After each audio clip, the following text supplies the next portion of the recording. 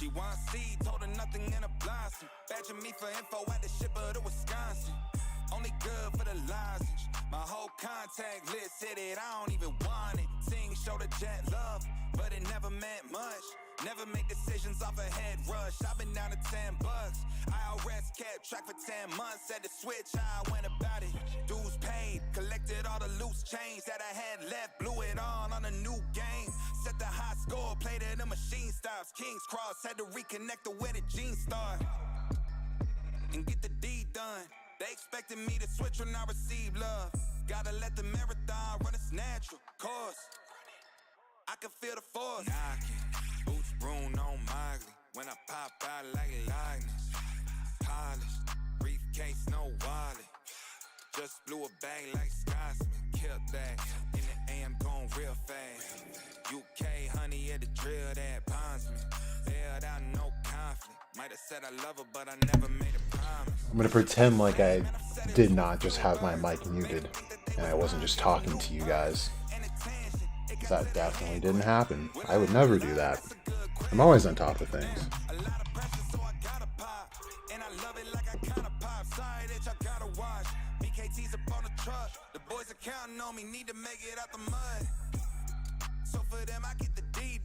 Let's see what we got. Alright. So we got... Oh, that's a new name. King. Wow. That took me a minute to actually read. King and Kenna. Welcome if you're new. Asta official solos. No more of that Asta is only good against magic stuff. Yeah, we'll get into that a little bit. Like the upward potential of what I saw and interpreted in this last chapter. Actually, let's pull up that chapter now that I think about it. I'm going to do TCP skins because, you know, Viz and that stuff is kind of sketchy when it comes to YouTube, so we'll be using this. There we go. Sky Prison, how you doing? Sunjin, how are you? I'm doing okay. Life, man. Busy. Taking care of the moms, all that stuff, so haven't been able to do this stuff as regularly as I was, but hopefully I'll be able to do that a little more regularly. But yeah. I think I'm going to just go ahead and get started. I'm not expecting like a ton of people in this chat today. This is a very late stream on my end and very unexpected time. So if you guys stick around, kudos to you, props. But I know it's late for some of us, so definitely don't need to be here. Vogel, how you doing? Okay.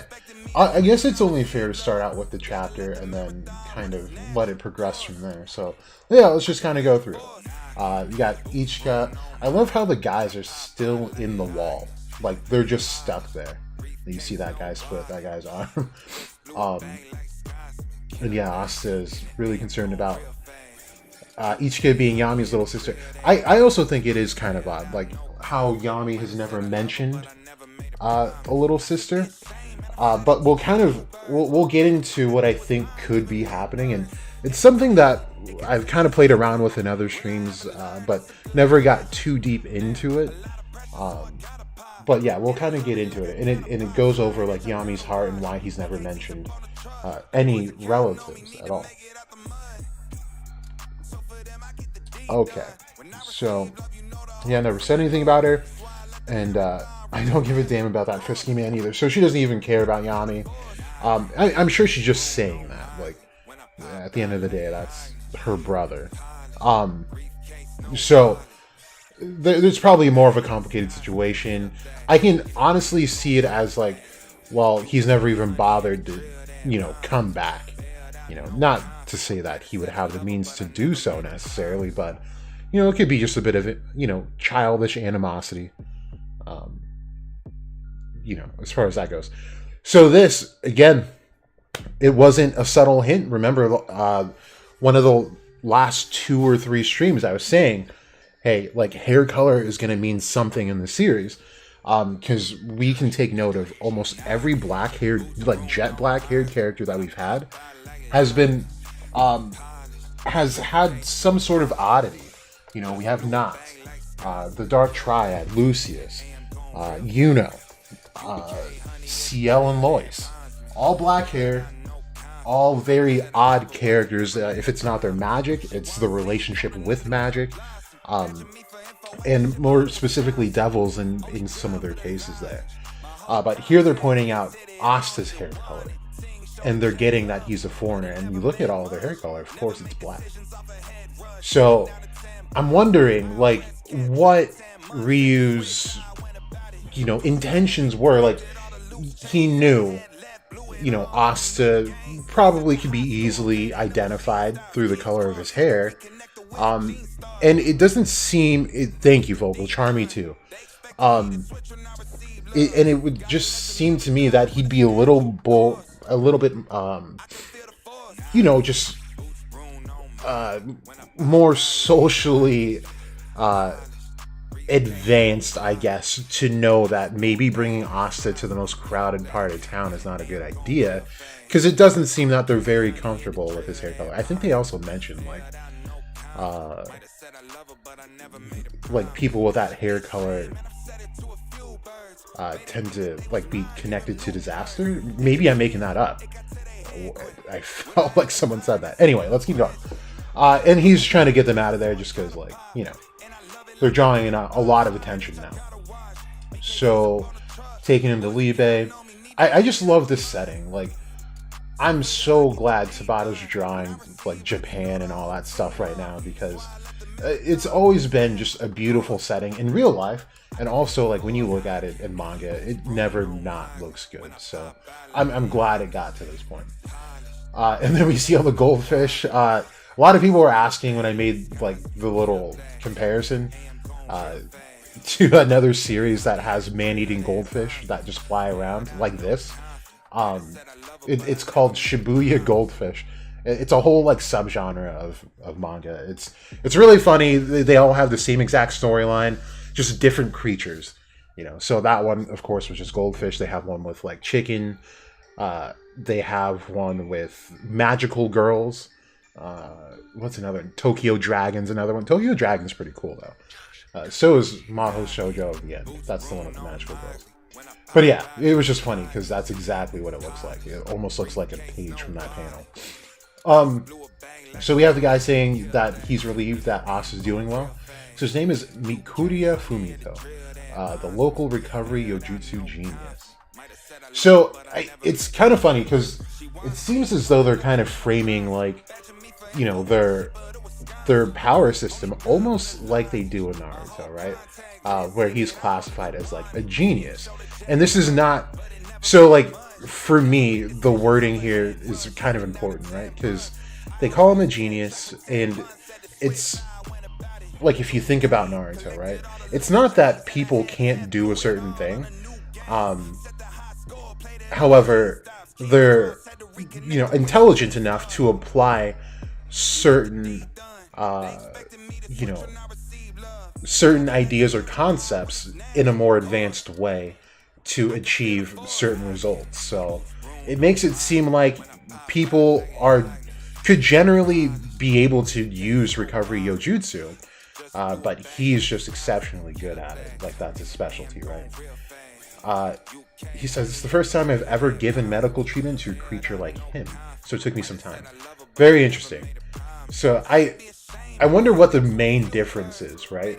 I mean, yeah, I wonder, I want to know from his standpoint, like, what the difference between a human body and a demonic body was, and why it was a little bit different. Especially with Liebe being the devil of anti-magic, right?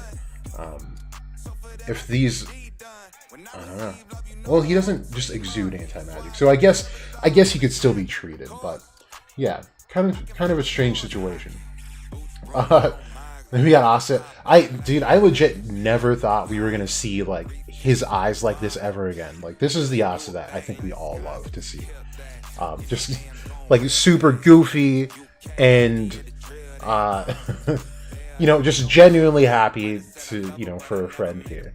But I like that Liebe is blushing too, and he's coming around. Like, he's not so much of a hard ass anymore. He's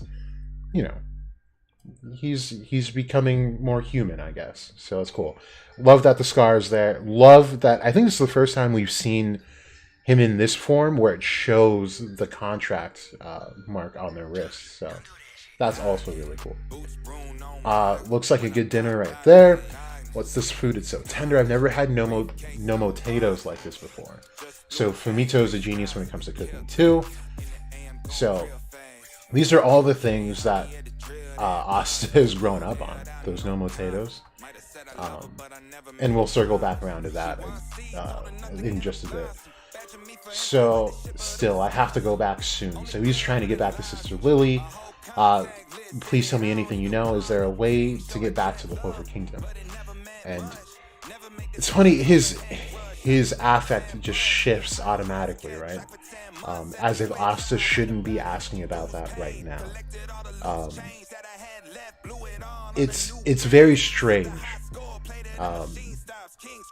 And I'm sure it's going to make more sense later on as to why, like, Ryu is, really acting that way. But to me, it kind of tells something, to my headcanon at least. Don't you already know, Asta? Even if you went home now, you couldn't beat Lucius if you got serious. So I've seen people already make the comparisons, like, this is exactly the situation Asta was in when Yami got captured, right, by Xenon. He tried to rush out of the hospital, and Noct stops him. And the way Noct was introduced is that he was more so a silhouette, or just an unknown character at that point, with the moon overhead, while Ryu, same thing, but actually catches him on like the brink of death. And his silhouette is shown with the sun overhead. So, we can already see the dynamics of, the situation. And again, there are a lot of people that hate the cyclical nature of this series, but given the philosophical concepts and the theology behind what Tabata is using, cycles are super important. And that's usually what most series are. Is there's some sort of cycle waiting to be broken, and that's the point of the MC. This is the era of change that the MC brings about. So I never really understood those complaints. And they're really important in Black Clover in particular. And he says, I have to try. I couldn't protect her while I'm here, sister, and everyone else there. So please, I have to save her. He's so desperate. I wonder what he feels like his flaw is here. There was literally nothing he could do about this. And it's not like Sister Lily is dead. There's a potential of her still being able to be saved by Asta. He does have the Demon Destroyer Sword, which we haven't actually seen in the most proper use ever. Since Nama and Lilith. That was probably the best time he's ever pulled it out and used it to bring them back to their original form so that he could actually cause them harm. But when we saw it against like Lolo Pechka, it would have been really nice to see if he was able to do or undo the entire turn into a devil that she made. However, he was just in base, but taking away exploding life alone in base is actually a very huge feat, in my opinion. So imagine if he were in Devil Union or in his truer Devil Union, using that sword to dispel something that happened a lot like Lolo Petrol or Sister Lily. He could have much more profound results. And same in the Elf arc, when he was just tapping people. He was full-on exercising them, and that was without any type of black mode too. So again, really underrated sword, and hasn't really been showcased in the right situation. But he did use it against Lucius, not saying he didn't pull it out or anything like that. The way he used it against Lucius was really dope. He undid the teleportation spell that brought him closer to him in order to land a slight blow.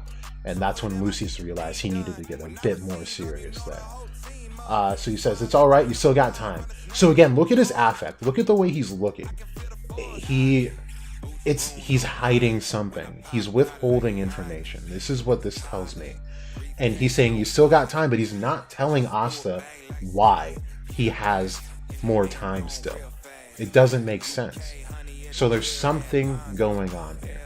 So Asta questioning it. How could you possibly know about training? All I've done my whole life is train. I'll never be strong enough. This is a massive character flaw. Asta, yes, is all smiles. People complain about him smiling. However, this is also a very real life thing, right? People will smile in your face. They will laugh with you. They'll have good times with you. They'll enjoy a great time.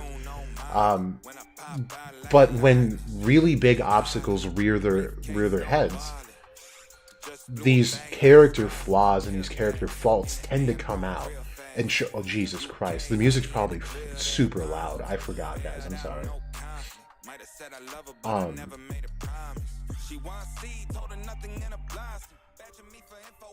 Damn, totally forgot. My bad. Oh, by the way, still have the 8-Ball app on here, so if you want to ask the question to the 8-Ball, feel free to put it in the chat. I'll be looking at it once I get through the chapter. So, what was I saying?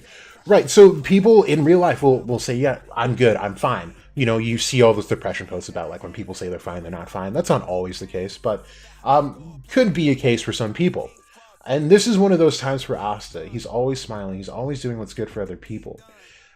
But I'm going to go on record and say I don't think Asta spent enough time with himself. And just this tiny, I won't call it a tiny obstacle, but this moment shows that it's very easy for him to slip back into what we saw in like chapter 1 when he was doubting himself and his entire existence. And how long it's lingered. It's been over 300 chapters now. So it's kind of sad, but this is going to be very important going into Asta's final power-up, right?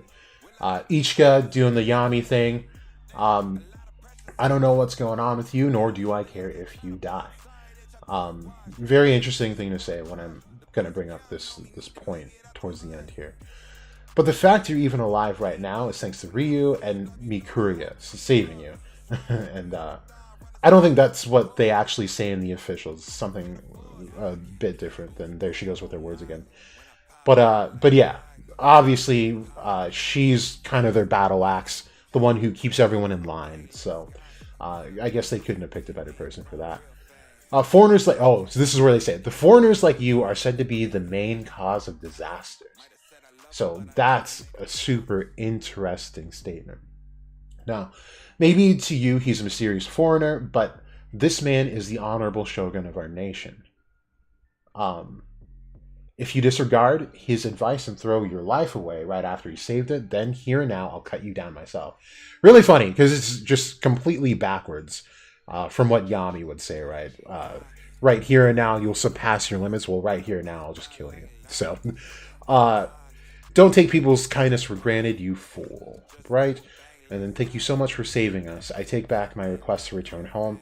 So it's really sad in this moment because, right, Asta was met with a very reasonable request to not be an idiot and be more thankful.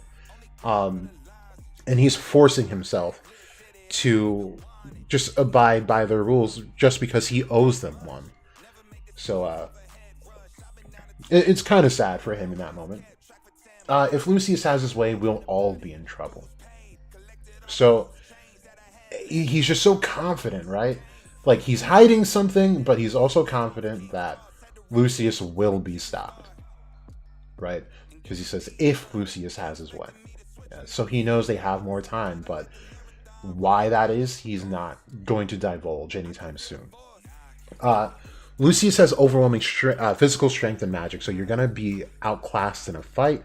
You're going to want to end the battle in a short amount of time. That's where Heavenly Severance comes in. So that's why I was asking about this panel on Twitter. Not this panel, but this page was for this Heavenly Severance. So I was super busy the night of the leak, so I didn't get to see like, you know, all the characters that were used. And when I did find it, the characters, I think the most literal translation for this is like absolute sky, but Heavenly Severance does work as well, because the character used for heaven is definitely in there, but can be used for sky as well. Oh, dang it. I'm going to have to find that other panel. Maybe one of you guys can do it for me. But I need the Japanese one. So I need to know if in the explanation for Monozone and what it can do, if that same character is used to describe Monozone. Because I remember I had a very big debate on exactly what they meant by like a user Monozone can fly even into like space. The word was definitely space, but the kanji used for it could be interpreted as sky. But has been traditionally used to refer to like outer space. So I really now I need to try and remember to find that panel in Japanese and see if it's the same, because that would actually be something. Heavenly Severance, what is this? I don't are these all the pages? I feel like something got skipped. Anyway, but I don't have any magic power. Just concentrate, feel the ki. Ki is the flow of vitality and energy that everyone subconsciously uses to output their yoryoku. So if you do it deliberately and precisely with your ki, take all the yoryoku in your body and release it at once. This sounds like a lot like a Tsunade type of thing, right? Where she just like puts a ton of chakra into her fist at the exact moment she needs it, and then expels it at once. Heavenly Severance, and then she chops the bamboo wood in half. Which was, did I say bamboo wood? Is bamboo considered wood? That's the real question, I think, for this stream. This Yoryoku and speed creates an amount of force that ends up being explosive. So this description here just automatically gives us insight into why Yami's death thrust was so violent in its nature, right? Because even he says he didn't mean it to do what it did. It just came out as a cannon. So I understand Yami hasn't had like official training in ki. However, he is conscious of ki, meaning that he can probably use a lot of these abilities subconsciously himself, since he is more aware than others. And I do think Asta has delved into this himself as well. Also, I would say more so with the was it the Demon Slasher Equinox? Is that what he calls it? I forget the name of that spell. But the one he used to strike down Lucifero's worm form to break out Yami and William. So him choosing who to cut, that's not anti-magic. Like, that's just not something anti-magic does. And that's not a particular power that sword has. You know what I mean? We've seen that sword throughout the entire series. It's not the sword that does that. That was completely Asta and something that he added to that sword. So I think that's just something important that a lot of people don't actually realize. Is that Asta's probably been using ki for much longer than we know, and that goes the same for Yami and for everyone else, because down here, or was it just before this? Ryu himself says that everyone subconsciously uses ki, and then Asta is also thinking of, oh, it's here. Okay, I'll just keep reading and I'll shut up. So try it, foreigner. You're asking the impossible. It isn't guaranteed. So it's funny that she asked him to try it, because it's giving off this vibe of she's got hope in him. Like, she actually does believe in his ability, but he's just kind of stupid as a character. So it's, it's one of those what do they call them, tsundere moments, I guess. You're asking the impossible. It isn't guaranteed. I'm also not saying Ichigo's going to fall in love with Asta. So, it isn't guaranteed that even skilled users of Yojutsu could pull that off after years of training. Only Yu-Lot and the Ryuzen 7 could manage such a feat, I assume he was going to say. So here's Asta really breaking down what's going on. So I never thought of using ki like that. It's like an omission of what everyone else was doing with their ki for monoskin. This right here tells us there's more inside of Asta's brain than what was written. He was observing what everyone was doing in that monoskin training in the volcano with Mario Leona, and he never said that. So that's really big. That I don't think we've really seen much of a level of observance is this, especially not in hindsight, right? And now that I have a contract with Liebe, and then Ryu cuts in, you've already seen how to use ki, haven't you? And now that you've got Liebe's anti-magic power flowing through your body, instead of Yoryoku, try using the anti-magic power instead. I don't know why. This is such a satisfying picture to me. I don't know, I just like it a lot. So Asta focuses, and we already know what happens. This is iconic, by the way. This is like actual cinematics. This is such a beautiful shot of Asta doing his first in quotes heavenly severance. And it's funny, it's a delayed hit. It's delayed enough for this guy to not only observe what just happened, but also give his thought, or half of a thought at least. And then the hit happens. So it actually looks a lot like what Ichika did with those bandits, right? Where the hits seem to have been delayed a bit.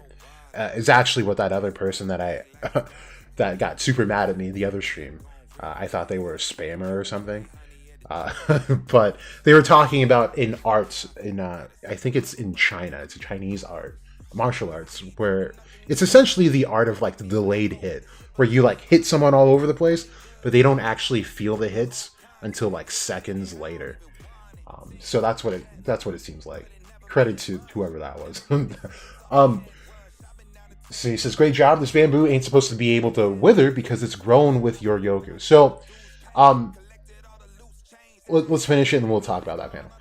You already had a solid foundation. You just didn't know how to focus it. So here he does acknowledge that. And just like that other guy was saying, Miryoku, something like that, that people with years of practice still couldn't pull this off. But I think it's safe to imply that Asta's years of training has been his entire time fighting since the fight with Patri in the cave. And being a weathered magic knight, going through all those trials and tribulations, growing his power on his own and through Liebe, has given him the actual ability to pull this off. So from here on, you're going to gain a ton more experience. Thank you. I can still be strong. So here, like, I like that he's found hope, but look how desperate he is still, though. He really doesn't understand that he is strong. And the thing is that maybe not anyone else can learn this, but this still doesn't make Asta any more special than anyone else, right? So he's still in this almost bottom of the barrel, placement in the world. But, the fact that no one else really knows about ki or practices ki like that in the Four Kingdoms, it does give him an edge. So it's just kind of funny. Like, I think he does understand that. Please help me out. I'm counting on you. And it says, in this foreign land, surpass your limits, reach unseen heights. Okay. So I wanted to go back up to this really quick. So I had thought, like, maybe this is the way that anti-magic evolves. Maybe this is where it becomes antimatter. Now, this is a concept that Wizard King Minato had, like, this was, like, around the time that I met him, so this was, like, 2 years ago. He had put out this TikTok. It was originally a TikTok, became a YouTube video. He had to do his dissertation for school to become a doctor, and he had to take down his YouTube and the videos and stuff like that. So, kind of sad, because it was very detailed, really well done. Maybe he'll do it again. But yeah, he was talking about antimatter, and this could be what evolves anti-magic into antimatter. Now, I don't think it's necessarily antimatter right now, because the way that it was phrased here is that the bamboo was grown with Yoryoku, which is pretty much their magic. So it's still anti-magic, it seems, but there's something different, of course, right? So I think it still would have some elements of, it's not fully magic. I would assume, but it would more so be cutting at both the physical matter and the magic within it.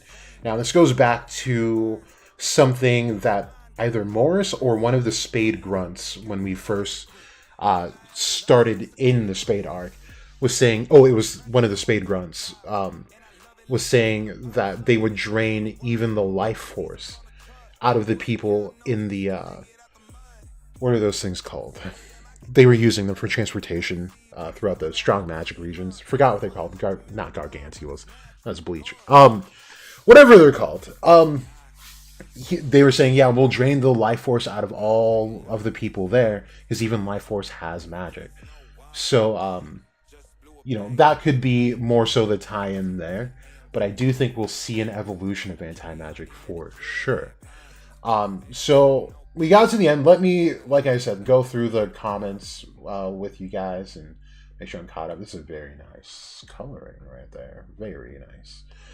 All right, what are you guys saying in here? Oh, there's not too much to catch up on. Nice. Okay. Soul Samurai, hey bro, do you think Asta's father could be from the Land of the Sun? It's definitely possible. I mean, I say this a lot, but you might be asking the wrong guy. I've always been on board with Asta having essentially birthed himself through like the esoteric means of like the left-hand path of magic. I do strongly believe that Asta has had a previous life, and in that previous life something happened where he more than likely willingly sacrificed his own magic, where he may have had a ton of magic. It's just purely a headcanon in this part, of course. But whatever it was worth losing magic forever, possibly. And of course comes back here. But I mean, when it comes to like the left-hand path of magic, the point is rebirth. And what happens in that rebirth is that you lose that godlyhood initially, but you gain gnosis, essentially. You gain that knowledge and experience to traverse the path again and ascend to godlyhood officially. So it's a weird subject, but I do think if he does have a dad, he would possibly be from the Land of the Sun. Now, up here, I don't know, I can't recall right now if it was a bit different, but in the officials, I mean, but when they talk about Asta's hair, and she says it's people like with your hair color that tend to bring disasters. And then she's also talking about Ryu and how he's the where is it? Right here. But this man is the honorable shogun of our nation. So this could imply that there are more than just this nation. Now, I don't know if you guys remember when we were looking up the hierarchy when it comes to shoguns and the daimyo and all that stuff, right? Shoguns are technically the highest. They run everything, but they aren't the highest, but they are. It's just weird. But they do talk about Eastern and Western sects of of a province. So I'm wondering if, and remember that shogun in history battled like barbarians, right? So I would maybe say that if Asta's dad does exist near the Land of Sun, it would be in the other province where they might be at odds with them, and we may even find more people with no magic whatsoever, or just, I don't know. I don't know what to expect, but I think that they would come from wherever that is, and this is why these people tend to think that beings with, that kind of hair bring about disasters. So, it's very interesting. And you know what? Now that I reread this, she didn't actually specify that it was the hair, just the fact that he was a foreigner. But we do see here in the bubbles from the people that they do mention his hair. So, and they mention the arm as well. So it could be like, let's say that these people are not only like this, I don't know what color hair Asta has, like gold or something. I don't know what you would call it. But maybe they have different relationships with devils as well. Because that's something that even Noct pointed out. Like, that he said he has a very odd relationship with his devil and the grimoire. So he separates the two, and he's talking about his arm and, of course, the anti-magic that comes from the grimoire. So maybe there's a whole tribe of devil users over there, and his dad comes from there. I mean, that's just spit off the top of my head. Samuel, do I think Ryu is Astaroth? No, but I think it was Helix who did suggest that he might have the eye of Astaroth, which would be cool. I don't know if that's the case, but I don't think Ryu is Astaroth though. I don't think it's impossible either to throw that in there. Claymore, it's good to see you live, Jack. Keep doing the good work. Thank you, Claymore. Anton, do you think Asta will get back to Clover for Judgment Day, or do you think there will be some time after it? I think he'll definitely get back. I think it'd be cool either way, to be honest. Like, the more uphill the battle is, the better. But, I could definitely see him coming on the 7th day. So it would actually just parallel all the thoughts I've had on Lucius being the Antichrist and Asta being the more Jesus and Christ-like figure. Where on the 7th day they duke it out, and whoever wins whole of the world, really. And we'll talk about the timing in just a bit here. Let me get to the bottom. Almost there.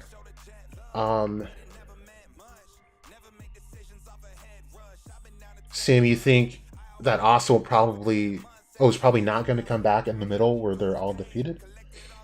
Okay, Trayvon, Infinity Slash. Yeah, I think that's what that technique was called, Infinity Slash. Sim, so will there be a next generation of Black Clover they defeated? I hope there is not. Candelo, thank you, Trayvon. I could not, for the life of me, remember what that was called. But yeah, Candelo. And Sunjin, thank you. Does Asta's father have any impact to the story at this point? Dude, you guys might know by now, but I hate this trope of like missing dads being super important. I think it'd be really cool if Asta didn't have a father. And it would also just make more sense, especially with the Antichrist, Christ-like being. It would definitely make sense. There's room for it. Soul Samurai. Do you think Asta's father could be from the Land of the Sun? Anime's Balls Deep had a theory on this. What do you think? I don't watch anything Anime's Balls Deep does, so I don't know what their theory is. But yeah, like I was saying before, I don't think it's impossible at all. More than likely wouldn't be exactly where these guys are, but more so like a different province on like the opposite side of the land. Is what I'm thinking. Rohan, Asta's grimoire last seen at the beach has been forgotten. Yeah, right. He hasn't even asked about it. Thing has no leaves, and still not a lot of people are talking about that. It's just so weird. And it's funny because like all of the small theories that I made off of it having shown to be having no leaves, like pretty much shot down. Like I thought Liebe was like maybe not, around. I don't know. But we'll see what's up with the grimoire, because he hasn't asked about his swords or anything like that. You would think, like, in this situation, when he's being taught Heavenly Severance, in this chopping motion, that he might think about his sword, but he didn't. So, kind of weird. Hopefully, we get some clarification soon. But you know how Tabata is. Sometimes he likes to wait on things like that. So, Gourmet Sand Eater, Asta should pay you $5 right now. Facts. He should. I don't disagree with you. Okay, so I want to go back to the comments about when Asta will show up. So, like this chapter, throughout the entire chapter, Ryu has been really cryptic. He hasn't given any information. He just says, like, we still have time to train, right? And he seems very comfortable in the fact that Lucius can be brought down, given the training that Asta receives here. So it does seem like they are placing all of their apples with Asta, right? Just like Nacht was placing all of his apples in Asta, making him the ultimate warrior. So I'm thinking, for right now, I think Asta is dead. I know that sounds stupid, but I just want to take you guys through some of like these key points here, right? Asta has been thrown into an entirely new environment. And he's met initially with characters that look familiar enough for him to feel comfortable and at ease, right? Like Ryu looks just like Yami. He says their ki is even very similar, but it's not even his brother. It's just a friend. So that's still weird. Then you had the Charmy bot, right? I mean, that's not a coincidence, but Ryu also alludes that he knows of her, but he's never met her in person. Then we have the Nomotatoes, right? I think this is one of the bigger signs that, like, of all the food choices, you know, we're in Japan, you'd think like maybe sushi is a thing. Nomotatoes seem to be like more or less a staple for the people of this land, where Asta was eating, because that was the only food that would grow in the Forsaken Realm, or grow in abundance at least. So everything's almost like perfect. It's nostalgic for Asta, and this is something like in descriptions of like heaven, you would get these things, right? Now, I'm not saying this is heaven by any means. Could this be more so like a purgatory? Possibly. Now, that kind of leads me back into the no-leaf grimoire. That grimoire not having any leaves shows me that something weird is happening in this land. And it's affected Asta and the grimoire, obviously. And as we know, when a mage dies, their grimoire disintegrates. It dies with them. But in this more like purgatory state, what if a grimoire doesn't dissolve or disintegrate, but instead goes with them, but is now has no origin anymore, right? And this kind of goes into like the whole Nacht thing as well. Nacht has no origin on his grimoire at all. But he did start out with one. It looked more like a cross than any kind of Clover, especially. So that's also weird. Again, black-haired characters have all been just odd. And we can throw Morgan in there too, because we have never seen his magic. Tabata just decided not to show it. It's either obviously light magic or it's a rendition of light magic that we haven't seen.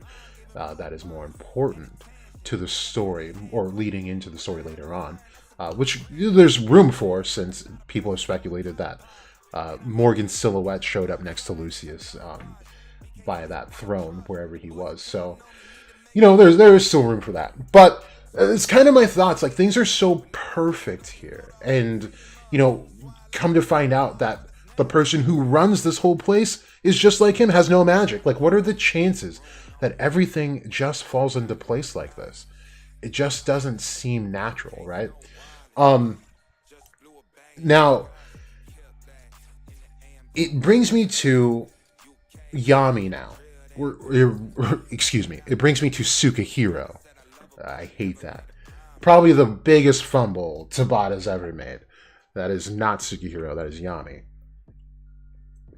But anyway, remember, it was seen at the end-ish of the Spade arc that Yami's heart is not normal. It looks like a devil's heart. And also still a really weird happenstance when Gray spots that. She also says that it's a lot like Asta's, and she's never even looked at Asta's heart, so I don't know why that dialogue was in there. But anyway, I've always speculated that he probably went into this like that, because it wouldn't make sense that only he comes out with the devil's heart and not William. I could definitely spitball some ideas as to why it would just be him and not William, but I really don't think that's the case. I do think he went into it like that, and ultimately, let me put it this way. Ultimately, I think that these devil hearts are more so hearts of the dead. So we know that Yami initially came from here, right? And I don't want to be like a stickler, because, like, of course people can have babies at any time in life, right? Let's put it into perspective, though, right?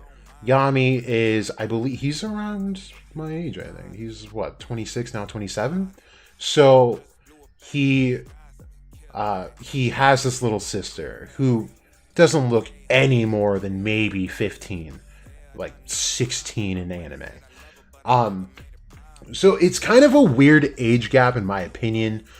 And I think she honestly looks like she fits the age of when Yami initially got stranded in the Four Kingdoms.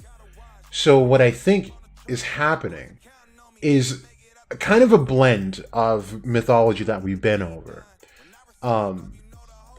where it was Shimoshi, I think Shimoshi's also in the chat too, who had realized that, like, Ryu does give off Odin vibes as well. Odin is the Allfather in Norse mythology, and he sacrificed his eye to be able to see everything that's happening in the world and pretty much know everything. He reached a state of gnosis, is what it is. And we have to remember that Odin also ruled over Valhalla, so they would take worthy warriors, train them up, have them fight, and train until Ragnarok came, right? And that's when they would take down the forces that needed to be taken down. And so now that Ragnarok theory that I had a little while back starts to come in as well, where the seventh day could be a Ragnarok. Now, on top of the 7 days happening, the 7 days of judgment, we have the Ryus in 7, and the numbers are no mistake. When we talk about archangels, they're usually 7 in number. And the days of the week are applied to both demons and angels as well, which are also 7. So it's just things like that seem to me like all of this is going to be taking place side by side. However, Asta's going to cover more ground. Think of it as, I'm trying to put it in like the most like simple terms I can think of, but think of like in Dragon Ball Z, they have the hyperbolic time chamber. This is essentially his hyperbolic time chamber, where they are outside of time now, where Asta can train, maybe not necessarily outside of time, but think of like 3 seconds in the real world is like 10 years in the hyperbolic time chamber, right? But it might not even feel like that for Asta or the residents there. So as he's training throughout these 7 days, it's probably going to look like weeks are going by. Asta more than likely will forget that as much time has gone by, is what I'm just envisioning in my head. So let's say each day is a different member of the Ryuzen 7. So he'll meet the first member. I don't know if he'll directly train with Ichika right now. I think it'd be a good idea if she was like maybe the second to last that he actually trains with. Because she is right next to the shogun of the nation, so she's got to be one of the top ones, or at least most trusted. So I'm thinking for each day he'll meet a different member of the Reason Seven, where he learns something new and a new way to apply his ki with his anti-magic. And so with this potentially being like a purgatory type thing too, something I had also thought about was that since Ryu doesn't have any magic power, or your Yoku for him, it would make him also able to hold on to Liebe. If for whatever reason circumstances arise that it needs to happen, Liebe does have another home to go to, right? And I guess we'll get into that a little bit later on, because I did have something I wanted to read to you guys that was really interesting, and things that really just reinforces things that I've been saying for a long time now. And it goes into the anti-magic evolving its power, and why Asta and this devil union in particular is so important for him to achieve full on. And I don't mean like, 5 minutes evolving into 10 minutes or 20 minutes or 30 minutes. I mean that him and Liebe are more than likely supposed to be bonded together, like as a whole being, and they just aren't. For, I guess I can say, because God made it that way. The God of this universe made it so that they were separated as they are. And yeah, we'll just get into that. Let me read your comments, and then I want to get into that. It's a bit of an article, so if you're not in for the long haul, I would suggest hopping ship and going to bed now. But okay, so okay. Soul Samurai, would I like it if Asta was related to Astaroth more? Not really. Like, I mean, not that I would hate it, but I wouldn't really care either way, to be honest with you. I think it'd be actually cooler if he wasn't related to Astaroth. Someone in here, I think it was Sunjin, was saying, like, one of the last streams, if you mix up the words, and if you do the Obito to Toby thing, where you add a letter and then you mix around the other letters, you get the actual name. So if you mix up the names and add an S, you get Satan. I thought that was very cool, and I didn't even think of that. So I think that would be cool. And the article that I'm reading to you guys in just a bit here is going to talk about something that is kind of related to that. Shinji-Wu, to be honest, the reason Asta lost is because of his lack of intelligence. I mean, he has the power to take him down. Even Lucius knows that himself. That's why he came prepared, even if it meant going all out. Yeah, I mean, it does. It does come down to a lack of some kind of intelligence. I think the biggest factor of his loss against Lucius in that instance was more so that he's got too many swords to siphon through. To sift through, not siphon. You don't want to siphon gas. He's got too many swords to sift through, and he's got to put one back, and all that stuff. It's a big hassle. And it takes time, and it's a game of seconds and inches, and he just wasn't fast enough. So that's why I'm thinking he'll go down to one sword here, and I think, you know what? Let's just put this out on the table right now. Not only do I think he's going to come back with one sword, but there's going to be a moment here where he might even ask for his swords, and they could be completely gone, maybe lost to the sea during the teleportation there, or whatever. Or they could even still be there, and he's asking to use them. But remember the point I was saying before, that it seems to me that Asta has been using ki more than he's been using just anti-magic. He's been using both, but what gives these swords their special abilities seems to be more so Asta than it is anti-magic or the swords themselves. Now, well, yes, you have things like the Demon Destroyer sword that can, like, erase cause and effect. The thing is that in cause and effect, it really shouldn't be able to dive into someone's mind and see their memories, right? And their actual feelings. I mean, you could argue that all of those things have led up to the person that is standing in front of him today, but those are non-magical causes and effects. So that to me was a really, really particular instance of Asta tapping into a power, maybe through ki, maybe through a latent power that has not shown itself yet, but also through anti-magic. So, and then we get Asta changing forms with each sword.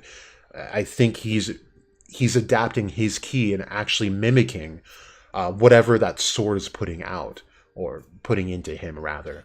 But he'll hit this point of realization that it's not the swords that are the ones doing the job. It's Asta himself doing that. And I think it would almost be like a beautiful cycle of events where all of those times where it seemed like an ass pull that he found a different sword, and they've had these abilities that conveniently help him in the situation, can kind of be put to rest because it wasn't really the sword doing it was Asta doing it. Not to say like the other swords don't have their own special attributes. Like I full on think the Demon Dweller is supposed to do what it does, like what we've seen it. But I don't think it necessarily has to be specific to that sword. I guess we can put it into like a type of sword magic, like real sword magic, not like licks, where he just makes his mana into like a sword shape. Or before he got his swords, that's what he was doing. But it could be that Asta has sword magic in the way that he can make swords do whatever he wants, essentially, until they put rules on it. I really can't, go into it much further than that. But I do think there's room for that, at least.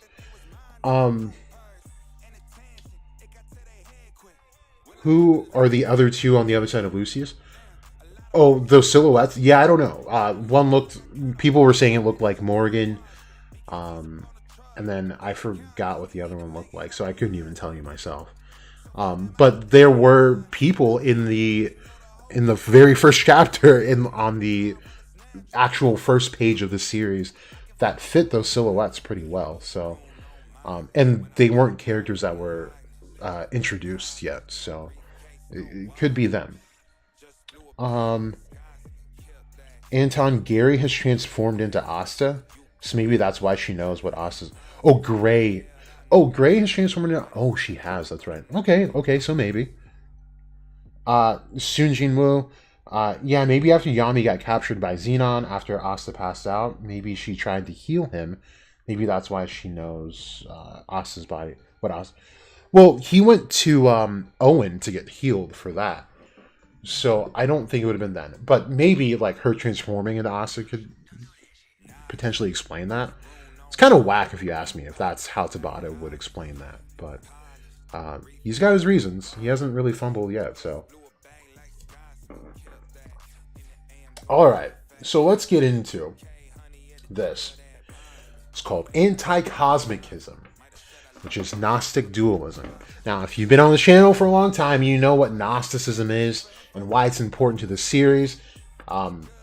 If you don't know what Gnosticism is, but you've been following me on Twitter or you've been listening to my videos, you actually do know what Gnosticism is. So you should be pretty familiar, and this will just probably jog some memories. But the idea revolving around this is super, super, super cool. And when I go through this, just kind of picture how this applies to different characters, and most namely Asta and Liebe, okay? So here we go. This is Anticosmicism, or Gnostic dualism. The central idea around which the entirety of Gnosticism revolved was a form of dualism called Anticosmicism, from anti meaning against and cosmos meaning the world. The belief that the everyday world is inherently evil and opposed to the divine.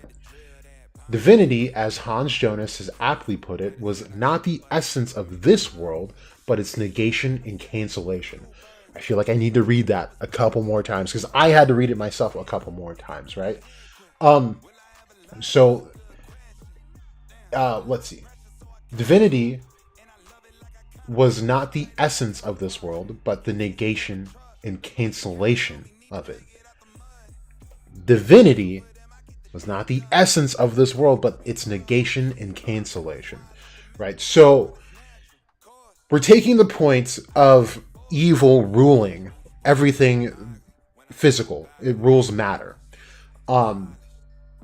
So this mindset means that the things that we have and experience in real time are not divine because they are matter. They are physical. The more we separate ourselves from it, the more divine we become, is the idea.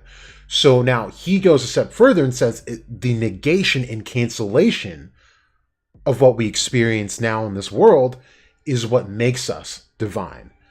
So now apply that to anti-magic, and we kind of start looking at Asta a bit differently, right? If the negation cancellation brings someone closer to divinity, then Asta and Liebe are the most, even compared to Ryu, the most divine beings on this planet that we know about. The Gospel of Philip expresses the Gnostics' anti-cosmicism particularly succinctly and poetically. Winter is the world, summer is the other, the eternal realm. So, check out, we have winter is the world, summer is the other, which is the eternal realm. We do have one kingdom that's specifically stuck in a winter-like state. And I wouldn't call that the world. Of course, we're talking in more so metaphors here. Remember that the spade has a very unique relationship to just demonic activity in general. And then we have summer as the eternal realm. Now, this is just what I got off of saying about Asta possibly being in a type of purgatory, which is also eternal as well. And it's the counterpart, summer. It's the land of sun, and not the land of ice and snow, right? So this would be the direct counterpart to that, which kind of brings in, if spade is more so aligned with devils and demons, then the summer world, or eternal realm, would be the land of the sun, more so aligned with angels. From the Gnostics' anti-cosmic perspective, true spirituality had nothing to do with achieving harmony with this wasteland of a world or its creator, but was instead all about transcending them. Gnosis, now think of Gnosis, Gnosis means knowledge, if you didn't know that. Think of it like diagnosis. When someone gives you diagnosis, they give you knowledge on what is going on with you. So, Gnosis, the mystical, otherworldly insight that Gnostics strove to cultivate above all else, was seen as unnatural and even anti-natural. In the words the Gnostic, or at least the proto-Gnostic, Gospel of Thomas places on the lips of Jesus, "Whoever has come to know the world has discovered a carcass, and whoever has discovered a carcass, of that person the world is not worthy." The word dualism can have a number of different meanings depending on the religion or worldview in question. It can refer to the idea that the world is tugged in opposing directions by opposing spiritual forces, such as God and the devil, in what we today think of as normal Christianity, or their counterparts in Zoroastrianism, and all these other now irrelevant philosophies there. It can refer to a puritanical black and white morality. It can refer to Cartesian dualism, which is the split between mind and matter. Or it can refer to any number of other things. Anti-cosmicism is a specific form of dualism, and the Gnostics wouldn't have necessarily agreed with any of those other types of dualism. The Gnostics' central myths, their versions of creation and Christ's journey on Earth, were effectively articulations of anti-cosmicism through vivid stories rather than through the detached conceptual language of philosophy and theology. In the beginning, there was only God the Father and his unsullied perfection. Then a number of heavenly beings arose from God and populated heaven. The youngest of these beings, Sophia, this is the Pistis Sophia. This is the mother of the being called Yaldabaoth. And she, well, I'm sure they're going to describe it right now, so I guess I don't have to sum it up for you. But she was the youngest. She fell from grace and inadvertently gave birth to the Demiurge. This is the creator god. Now remember that creation is not something that any of these... Sophia is what's called an aeonic being, or I would say rather a true angel is what you would call it. So not archangel, not a seraphim. Those are all more or less fake and created by the demiurge that she inadvertently made and gave birth to. But Sophia comes from what's called aeonic beings that don't create without the permission of what's called the Bythos, the invisible and real unknowable God. So when she created this being, well, here, let me finish the fucking sentence. Birth of the demiurge, who was a malevolent, misshapen being whom the Gnostics identified with the God of Hebrew scriptures. So in some sects of Gnosticism, what they're referring to here is that they don't necessarily call him Yaldabaoth. Sometimes they just refer to him as Yahweh, who is also described as a dragon. And Yaldabaoth is really described as a dragon, and all the pictures or depictions of him are serpentine in nature. He's got a lion's head with a serpent's body. Some of them give him wings, some of them don't, but you get the idea there. But Sophia comes from aeonic beings, and there's a multitude of them. But when she decided to create and give birth to this being without permission, it created this flaw. And this flaw stole Sophia's grace and used that power to create the knowable universe that we live in now, and specifically rules over this earth. And that's why they call him the demiurge. It's not the true God. When you hear terms like the creator God in this sense, it is not in talks about a malevolent God, or I'm sorry, a benevolent God. In fact, it is more malevolent in nature than it isn't. The demiurge created the material world, something that was never supposed to happen in God's plans, along with demonic entities called archons. So whenever you hear the word archons, just replace it in your head with demons. This was to help him administer his reign. So I want you guys to realize that the archons right here directly help the creator of the world. I don't remember if they go into this in this article, but it is actually in scriptures to this day and even rewritings, which is kind of odd, given that, especially when it comes to like Christian and Catholic faiths, tend to be more manipulative with the omission of some chapters or the addition of chapters, but or even just single verses. But they do specifically say that Satan rules this world. When we talk about the harrowing of hell that Jesus had to go through when he triumphed hell, and he was walking before he even went to hell. Excuse me, when he was just walking earth as a divine man, Satan was alongside him every step of that way, almost begging him to trade his soul for the planet. And that was all the proof in the pudding that we need, that Satan is the one that has that rules the world, that rules Earth and everything on it, and it's not the God that is normally preached about. Instead, that God is in a separate heaven away from everything physical, and actually has nothing to do with anything here. And the life that we live, like the souls that we have, while given to us by Yaldabaoth, don't belong to this demiurge, right? Instead, it belongs to the Bythos. So what happens is when one dies or tries to ascend or transcend physical matter, What stops them are the archons, or the devils. And each planet is given an archon, right? So from Earth, we travel to the next planet, we meet the next archon. And if we don't pass that test, it knocks us back into the reincarnation cycle, allowing the demiurge to be able to keep using that soul and keep the power that it stole from its mother, Sophia, who got her power from the actual god. So it's really interesting the way that they detail this. But let's keep going. The Gospel of Philip puts it bluntly. The world came into being through a mistake. The fallen creator then imprisoned sparks of divinity from heaven in matter so that he could rule over them.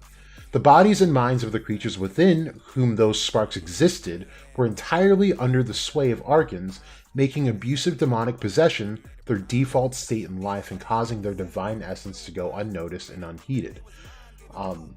So this goes back to what I had posted on Twitter, I think last night, where even in Dante's Inferno, now this is well before Gnosticism was widely known about, that Dante Alighieri had written these very Gnostic philosophies within Dante's Inferno.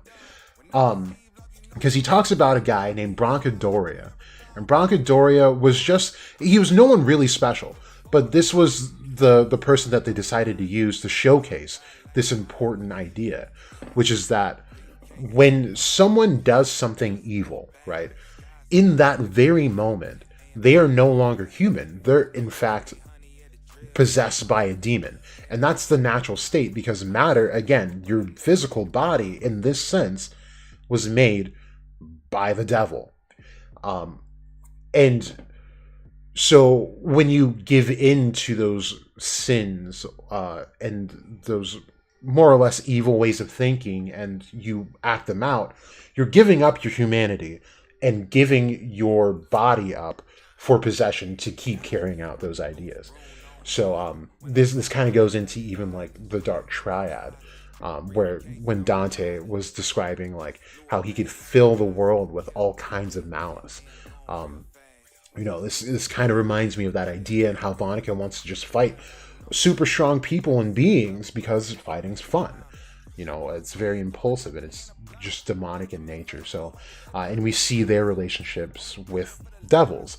And to go along with this idea, this was a very old idea on this channel, where I believe that the Dark Triad had actually come from the river Styx, meaning that they were dead prior to this and actually in hell. And their devil markings are very unique, right? It's no specific symbol. By Sky Prison. No specific prison. No specific symbol like we see with Lucius, right? It's not a sun or anything like that. Dante's is actually the most specific out of the three, where it's a radiate crown, which has to do with like the sun and god kings of different eras, different subject. But this could be just like how Tabata tells us that they're in a more natural state of possession. Now, to go along with this idea too, remember that when Lucius was purifying himself, and then while he was purifying Sister Lily, the process was that he demonified himself and Sister Lily first before purifying it. So he puts them in a default state in this sense, if we're staying true to this literature here, putting them into their truest default state and then purifying that state. So now it's the opposite, where now the will of, by doing good, you're being possessed by something good. So there's a very interesting way to look at this. Okay, but there was a flaw in the Demiurge's diabolical plot. The ever-present possibility that those sparks of divinity might achieve Gnosis, the knowledge of who and what they really were, which would enable them to escape from the Demiurge's prison. That's why God sent the heavenly being Christ to earth in the body of man called Jesus, to impart Gnosis to people and thereby to liberate them from the world and restore them to heaven where they belonged. So this is actually really powerful, because there's actually, it's raging on today. A lot of theologists and philosophers look at this and they think, because this is not just Gnosticism that believes that matter is evil, or, the earth is hell itself. It's also prevalent in some sects of Judaism. And in an effort to kind of debunk this idea of matter being evil, they then go, well, Jesus was a physical man, so are you saying that Jesus was evil? And that conversation has gone in two massively different directions that are both interesting in their own right. One of those directions is that Jesus or actually three. So one of them was that Jesus allowed himself to be trapped within the matter so that he could provide gnosis to the people here, kind of like they just described. But the idea is that just like he had to go through hell to get back to heaven, he had to come to this earth, or a different version of hell, I guess, if you want to put it that way, out of the goodness of his own heart. Like, he didn't have to do it. God, yes, they do say that God sent him there, but of course there would have to be some type of consent, or just a massive trust system, which I believe there probably would be there, to be able to do that and go through the literal torture that this man did to tell people that the things that they were worshiping, the things that they were doing, were all wrong, and that they should be following God, his Father. And it was just very hard to do, because remember, the God that they worshipped, this Yahweh or Yaldabaoth, was the creator God and the one that could actually interact with the world, more or less, but definitely more so than the Bythos, the real God.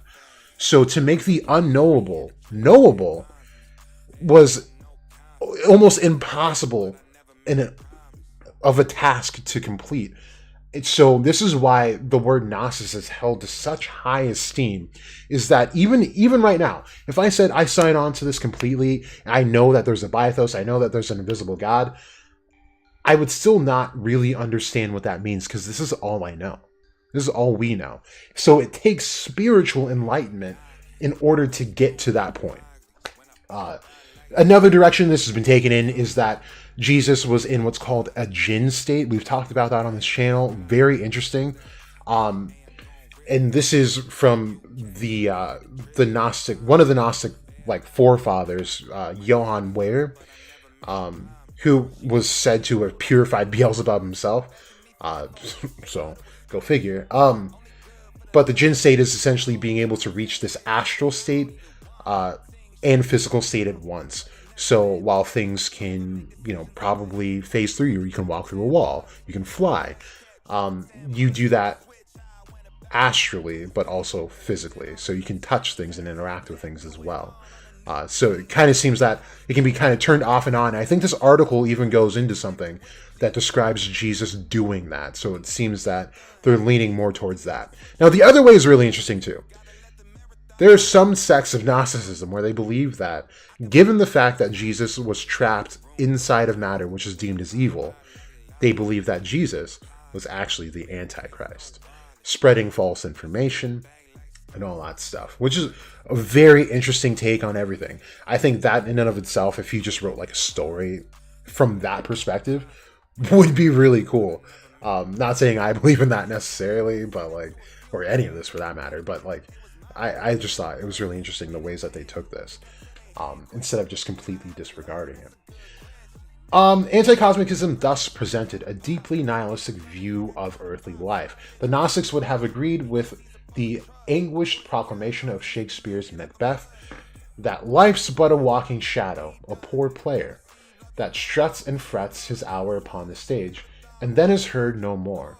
It is a tale told by an idiot, full of sound and fury, signifying nothing.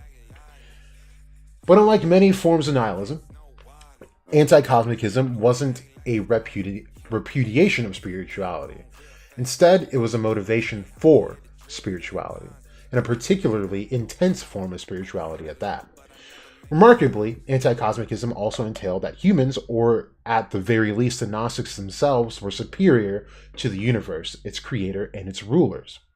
In the Gnostic version of Christianity, they were superior. There was no original sin, but rather original innocence. Adam and Eve didn't fall. The Creator's mother did, and the Creator was the product of that fall. In the account of creation in the Gnostic secret book of John, Adam was more intelligent than the creators and the first ruler. So that's really important. So here they're talking about Adam Cadman. They're going to get into it, so I don't think I need to describe it. But this is the man that you see on the Tree of Life, if you decide to Google that. And we have done that on this channel before. But they're going to talk about unity with the Adam inside of us. So again, Adam was more intelligent than the creators and the first ruler. When they realized that Adam was enlightened and could think more clearly than they, and was stripped of evil, they took and threw Adam into the lowest part of the whole material realm. After Eve was created, the human beings were made to drink water of forgetfulness by the first ruler, so that they might not know where they had come from. Now, I want to circle back to Yami being originally dead before he was found, back when he was in the land of the sun. So the fact that he doesn't quite go into like, oh, I have a sister, these are my parents, I met this guy Ryu, oh, no potatoes, love those things, we used to eat them all the time, could be from this water of forgetfulness. Now, this isn't just like something that they pulled out of their ass here. This is something that has been depicted in multiple philosophies. I would say mostly Greek. They talk about in the river Styx, they have to drink from that as well in order to be reincarnated fully. And this water is to wash away memories of their past life. And I forget the reasoning behind it. And I think it's, if we want to spitball a theory for that, just given the Gnostic point of view here. What's up, Buzz? Good to see you here. Oh, it's probably early for you right now, so that's cool. If we take it from the point of view of the Gnostics, this demiurge wouldn't want anyone to remember any of the experiences that they had, not because it's, just cruel and unusual, but more so because the more you remember, the more you learn, the closer to Gnosis you get. And that's not something that the demiurge wants, because then you transcend the physical realm entirely, and he loses more of that power. So that would more so be like the spitball theory as to why. But one of the more famous philosophers talk about this, because he had a near-death experience and came back from death, and had described like the whole process. I can't remember who it was. Yeah, maybe it'll probably come to me like midstream and I'll just blurt out the name. But really interesting to look at, actually. And I have made a video talking about it as well. Okay. So, this is actually an important part. So, we got a bit more, like I said, definitely don't mind if you guys hop off, just like come back to this at some point, I guess, and kind of hear the rest, because I do know it's late for some of us, but I'll be up, and I just want to get this information out there and all that good stuff. Since the Gnostic variety of dualism implicitly condemned all of human society along with the rest of the mundane world, it should come as no surprise that virtually everyone besides the Gnostics condemned them and their beliefs in return. And anti-cosmicism was typically the aspect of Gnosticism that the Gnostics critics reviled the most. One of the most vociferous opponents of Gnosticism was the pagan Platonist philosopher Plotinus. Plotinus gave his work Against the Gnostics a telling alternate title, which was called Against Those Who Say That the Universe and its Maker are Evil. His chief admonishment was that the Gnostics, in his words, thought very well of themselves and very ill of the universe. Something that a pious, tradition-minded Roman pagan such as himself found wildly offensive and sacrilegious. I do want to say that this article, while it's very, very good in its descriptions, actually doesn't do a really good job of separating Satan from Lucifer. But know that when they do mention Satan, they're talking about Lucifer. This seems to detail like some of the earlier aspects of Gnosticism, so it's not quite up to date on some of the terminology, but just keep that in mind. Even the Gnostics' fellow Christians tended to agree despite the differences between the worldview and that of the Platonists. This was especially the case for the so-called proto-Orthodox variety of early Christianity, the type that would eventually become the state religion of the Roman Empire and give rise to the main branches of Christianity that I thought maybe I'm getting my my little sections mixed up here. I don't think this is actually that important to what I wanted this video to be about, so I think I'll skip some of this. Okay, although they insisted that the same God had both created the world. Yeah. We're kind of reiterating what was already said, just giving it like a compare and contrast type of thing. Okay. Yeah, let's do this paragraph though. So, the God versus world dualism seems to have originated in the writings of John and Paul, which were held as sacred scripture by both the Gnostics and the Proto-Orthodox. For example, in John 17:25, Jesus prays, and he says, "Righteous Father, the world does not know you." So again, that's kind of what we were talking about. Jesus trying to make the unknowable knowable, but it's not possible because the God that they do know is the demiurge, who is not the true God. So again, righteous Father, the world does not know you. John 1:10 says the same of Jesus. The world did not know him. In 1 John 5:19, it declares, "We know that we are God's children and that the whole world lies under the power of the evil one." And later in 2:15 through 16, 1 John urges its readers, "Do not love the world or the things in the world. The love of the Father is not in those who love the world. For all that is in the world, the desire of the flesh, the desire of the eyes, the pride and riches, comes not from the Father, but from the world." Super, super important. Again, remember, the divination, in the beginning of this, divination comes from the negation and cancellation of the material, right? So this is the biggest part of Gnosticism. So in layman's terms here, do not like this stream. You gotta hate it. You gotta hate everything in this world, you guys. If you want to be divine, you gotta dislike this this stream. Paul repeatedly uses the term archon and other related terms to refer to sinister beings who govern the world from the part of the sky below the highest heaven. So this is not saying this is like hell. This is actually saying that these are in heaven, these beings, but they're below the highest heaven, which is Empyrean, which is Keter. If we're talking about the tree of life, right? So they're saying that these evil beings, these archons, still lived in the sky. And they ruled over the world. So very interesting. And in Philippians 3:20, and in anticipation of the language of foreignness that was so prominent in Gnostic writings, he asserts of Christians that our citizenship is in heaven, not in any worldly nation. Thus, someone like Tertullian, another proto-Orthodox heresiologist, someone who studies heresies, could write to Christian facing martyrdom.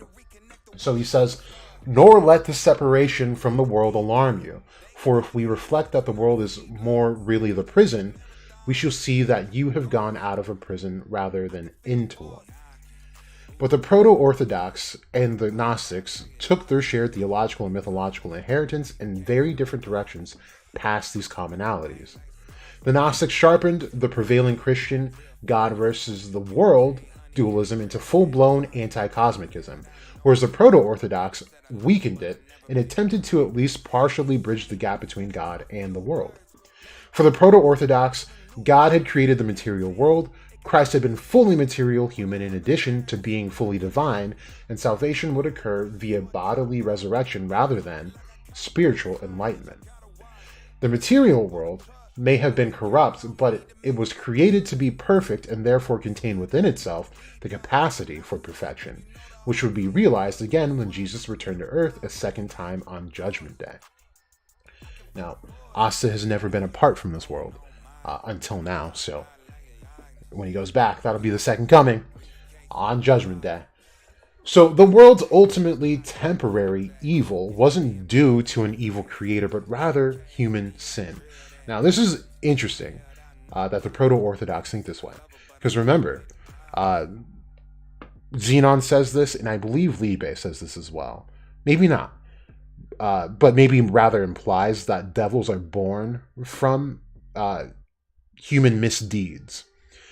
Where Xenon says that demons, like the ancient demons, are the product, or the miracle of human hatred and blah, blah, blah, whatever. That wasn't really fleshed out yet. So, very interesting that they say that. The fall hadn't occurred in heaven prior to creation. It occurred through Adam and Eve in the Garden of Eden after creation. Thus, the Proto-Orthodox attitude toward the world was one of considerable ambivalence. While they sometimes made statements that were very much in accordance with the Gnostics' anti-cosmic stance, they could more or less have it both ways depending on which way suited them best in any given situation. What they criticized Gnostic theology for amounted to its being more systematic, decisive, and extreme with regard to certain tendencies that both groups held in common, and in the process excluding other tendencies within early Christianity that Proto-Orthodox held dear. So that was a bit of a history lesson as well. Not going to read the conclusion. We definitely know what they were saying. Yeah, this is just summing it all up. So, I don't know how you guys feel about that, but I do think that Black Clover has some very strong instances and themes containing anti-cosmicism, which is Gnostic dualism. So, again, the anti-magic separating, or causing separation, rather, is now framed as a more divine power, which was, more of a weak theory on this channel, and now I think has a bit more of a backbone, given this. So that was the anti-cosmic philosophy. I was thinking I'd maybe read about the Archons, which are the devils, which should be much more entertaining and less history involved if you guys are down. This is very long, so maybe we can split it up into two. I can read the other half later. I can do it all now.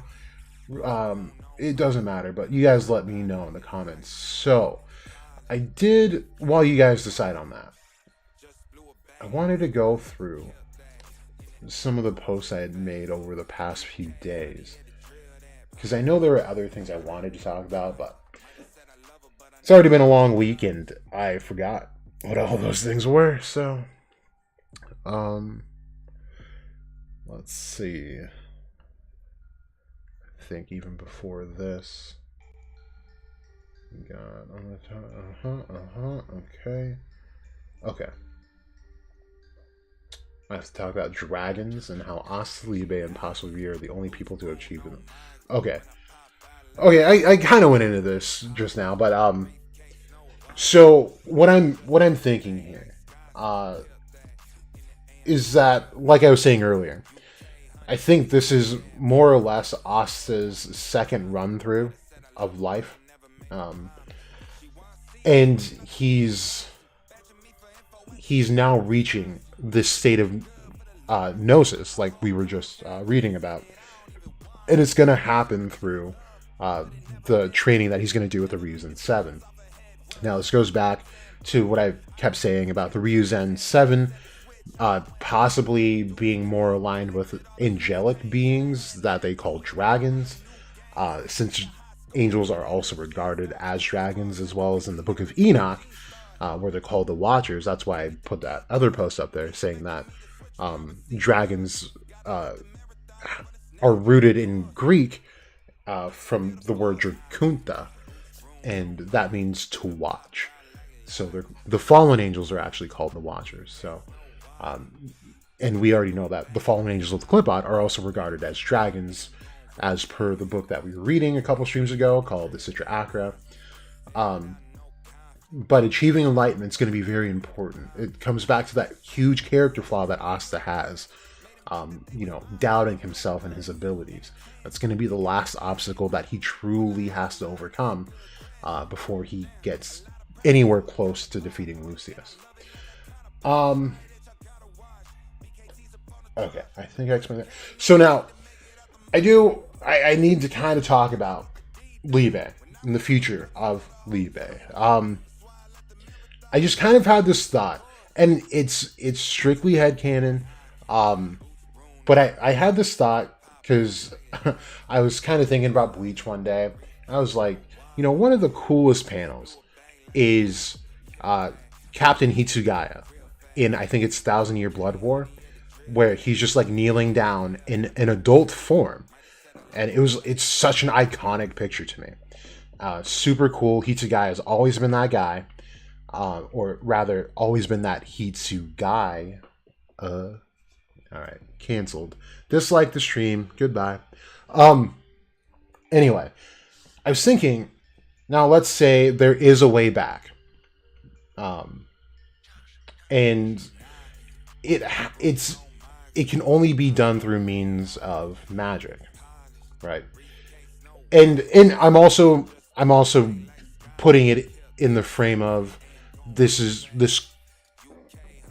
could possibly have to do with like Asta being further back in time as well, and not just in a purgatory. But say that it needs to be done through magic or your yoku, and say the situation makes it so that Liebe actually can't tag along. Right, so let's say maybe this contract has to be broken some way, somehow.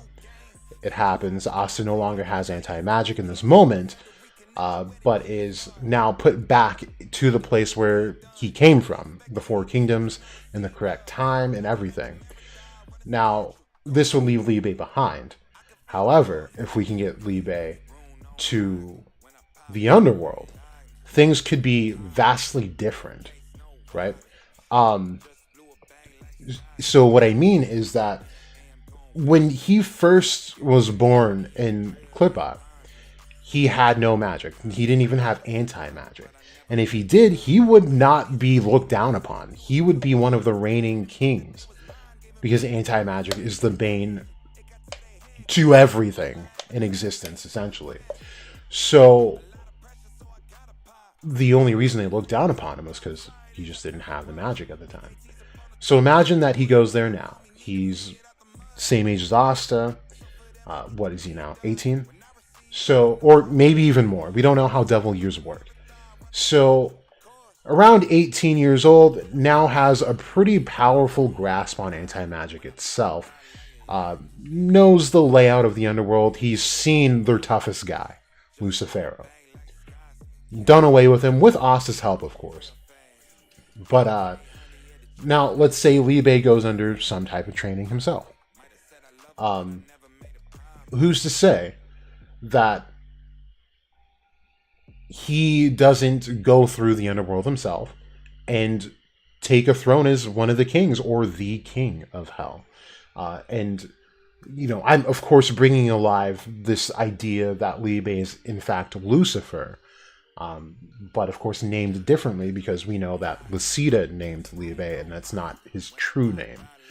But this now gives Asta a really big opportunity.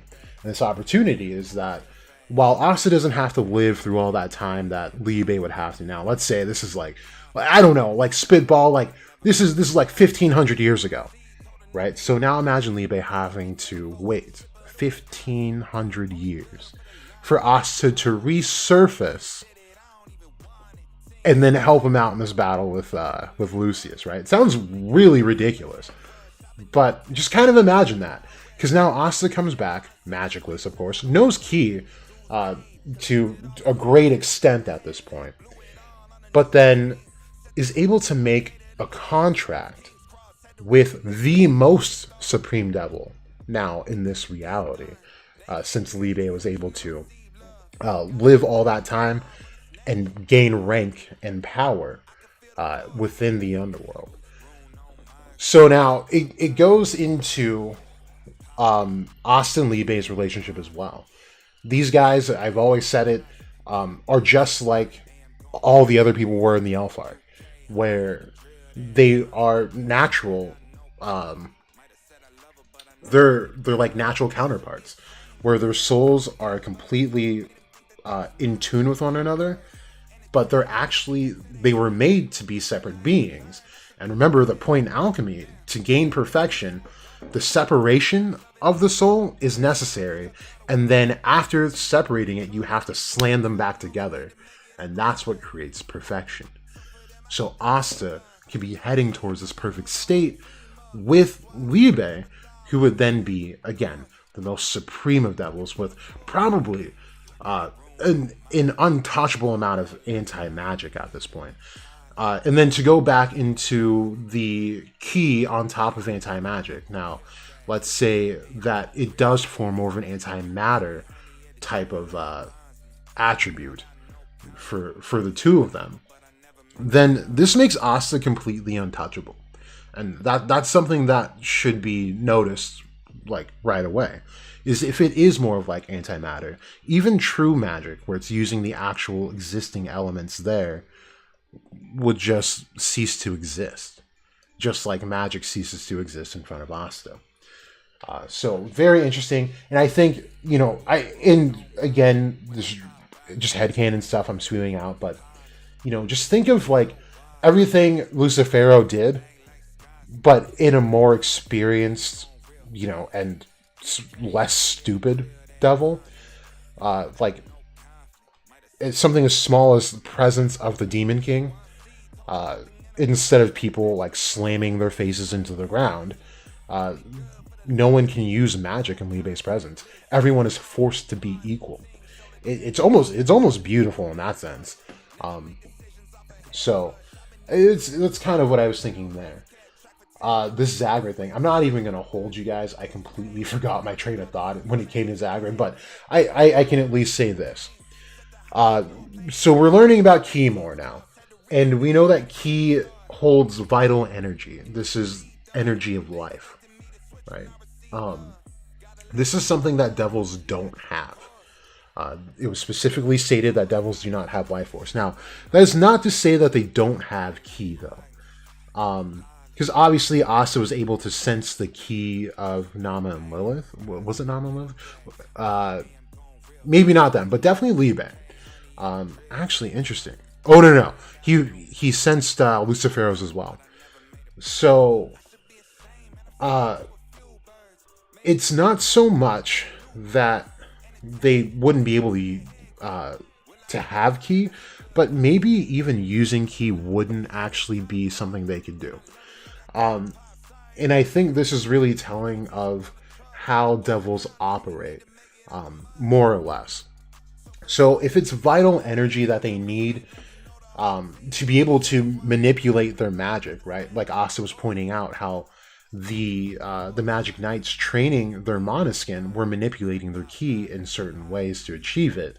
The same could be said about almost any application of magic, that Ki needs to be manipulated. Now, what do devils not have the power to do? It seems to be to regulate their power. They are just pure power. As we see with Nama and Lilith, absolute power over all burning ice and all freezing ice and all burning fire. Lucifero with his gravity magic, or gravity power rather. Beelzebub with his absolute space. I mean, these are things that in their full forms they could not control. Megicula, it was just within her being there and manifested partially that the the decaying world started to take effect. It's not because she consciously activated it. It's something that was within her, And it's something that doesn't seem can be regulated. So the lack of life force seems to not allow them the access to apply those powers in better ways, like Dante using singularities, right? Or the gravitational lensing to dodge the attacks, things like that. We don't see that with Lucifero because he simply cannot do it without a grimoire. Now, this is where Zagreid comes in. I think he was at least partially aware that the grimoire would allow them more control over the powers and the things that they could do. Now, Zagreid's also special in the way that it's not so much that his power is unfiltered or uncontrollable, because his power is very specific to words, right? And we've seen him talk before. It's not like everything he says is just coming to life, but he is actually infusing magic into those words. So it's a little bit different for Zagreid here. And I mean, I've said it in some of the earliest streams, probably like towards the beginning of this channel, since that's when Zagreid was around. Oh no, definitely not then, because we didn't know any other devils. But Zagreid, like as far as hair goes, on the topic of hair, is not typical of any devil we've seen, right? It's more like a flame, a black flame, right? And while these other supreme devils have long white hair like elves do, but Adremelech and seemingly Beelzebub seem to be outliers to this, and we don't quite know why yet. So, very interesting stuff. But I think this chapter is really cool in the way that, you know, it gives us more insight as to why, you know, like beings like Nama and Lilith are able to were more so just like brutish when it comes to their power. Now, I mentioned Beelzebub and Megicula just because Megicula's case, she had 3 souls in her possession. 2 that she used actively, right?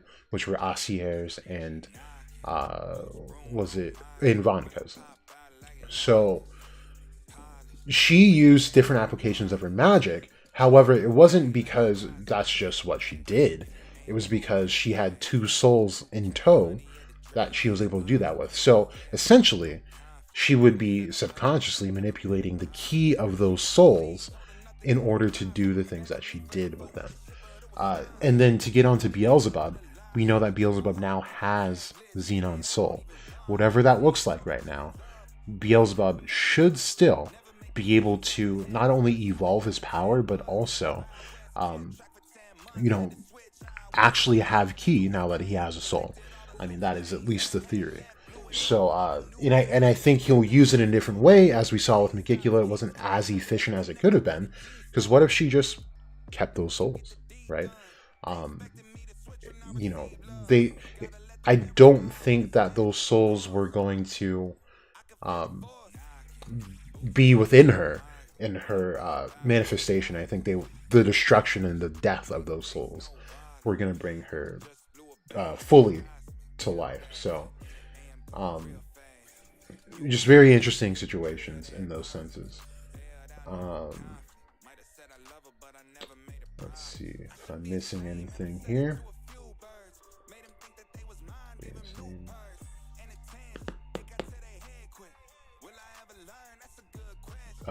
Make sure. Okay.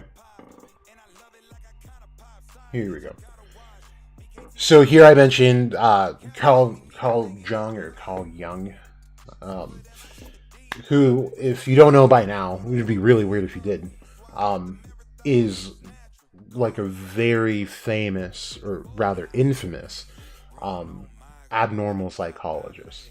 This is the guy who talks about like the Jungian shadow that everyone has, and some of the darker aspects of psychology. It's a very interesting guy. Now, he actually has thoughts on dragons. Now, of course, he's not talking about the physical dragons. He's talking about dragons psychologically. Now, he tends to connect the dragon to what's called the Kundalini. And this is part of meditation, where you want to reach the Kundalini, because once you do, that is what binds your ego to yourself, thus making you whole. So when we get Asta, and he's already got this very particular relationship with the devil and demonic powers, his is the only one that seems to come out with this like samurai armor.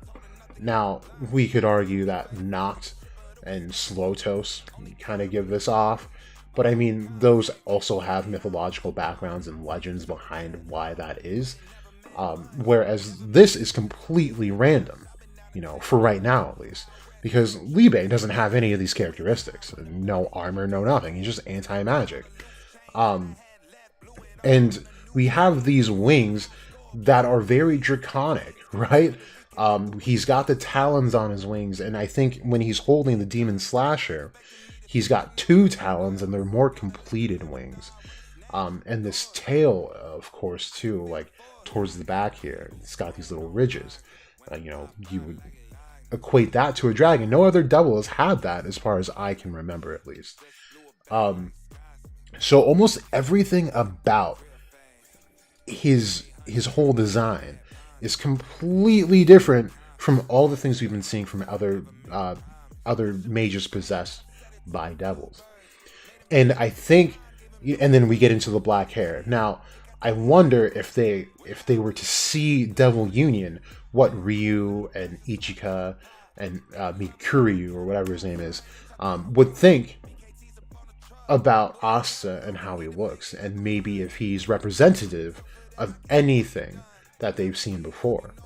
And I think in this case, Asta could more or less be like a, maybe like a legend heard of in the, the land of the sun.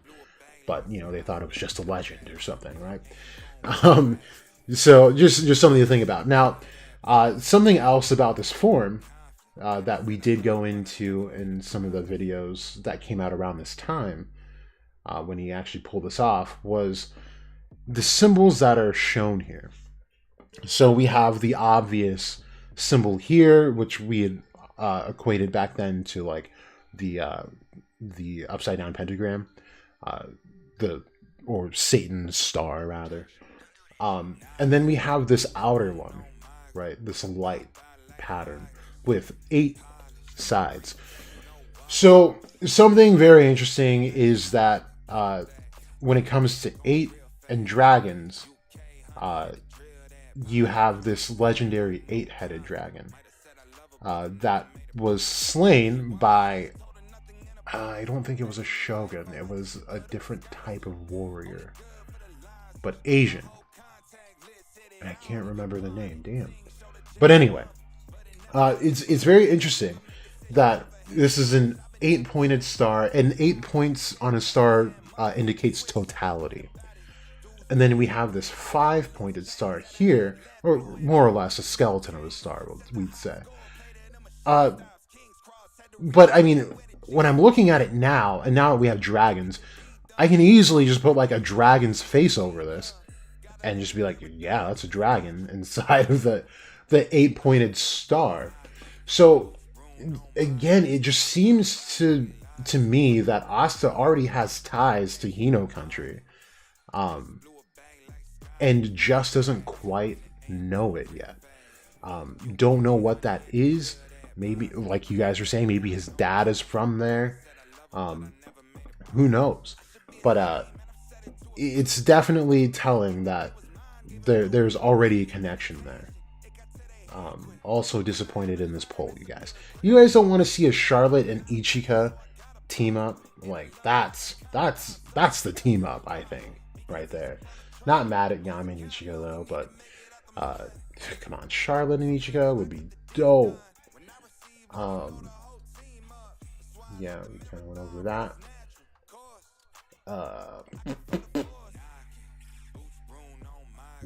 We did that. Oh, we said that.